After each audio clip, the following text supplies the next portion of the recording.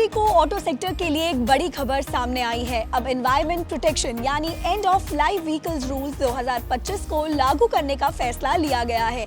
ये नियम 1 अप्रैल 2025 से लागू होगा। तो चलिए जानते हैं इस नियम से जुड़ी पूरी जानकारी। देश में ऑटो सेक्टर बहुत तेजी से बढ़ रहा है। हर महीने नई गाड़ियां लॉन्च हो रही है और सेल्स भी बढ़ रही है, लेकिन इसका एक नेगेटिव असर भी है, पोल्यूशन।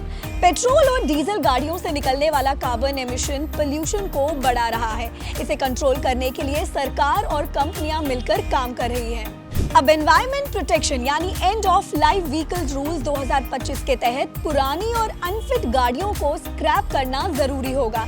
इस प्रोसेस में गाड़ी बनाने, इस्तेमाल करने और स्क्रैपिंग में शामिल हर किसी की जिम्मेदारी तय की गई है।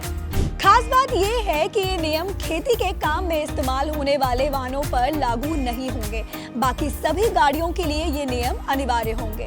गाड़ियों की स्क्रैपिंग को बढ़ावा देने के लिए सरकार ने बाई बैक और डिपॉजिट रिफंड जैसी योजनाएं पेश की हैं। मतलब गाड़ी के ओनर्स को अपनी पुरानी गाड़ियां स्क्रैपिंग सेंटर पर देने के लिए इंसेंटिव मिलेगा।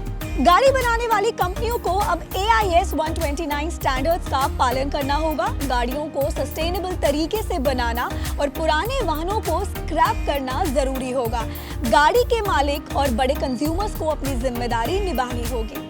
बल्क कंज्यूमर्स को हर साल 30 जून तक गाड़ियों का फिटनेस सर्टिफिकेट लेना होगा। साथ ही स्क्रैपिंग सेंटर और कलेक्शन सेंटर के नियमों का सख्ती से पालन करना होगा।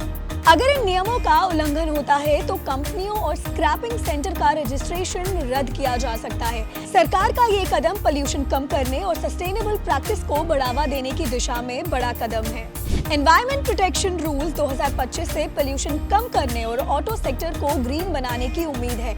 1 अप्रैल 2025 से ये बदलाव हमारे देश की सड़कों पर नजर आएंगे। क्या आप इस बदलाव को सपोर्ट करते हैं? हमें अपनी राय जरूर बताएं और ऐसे ही खबरों के लिए जुड़े रहें वी बिजनेस के साथ।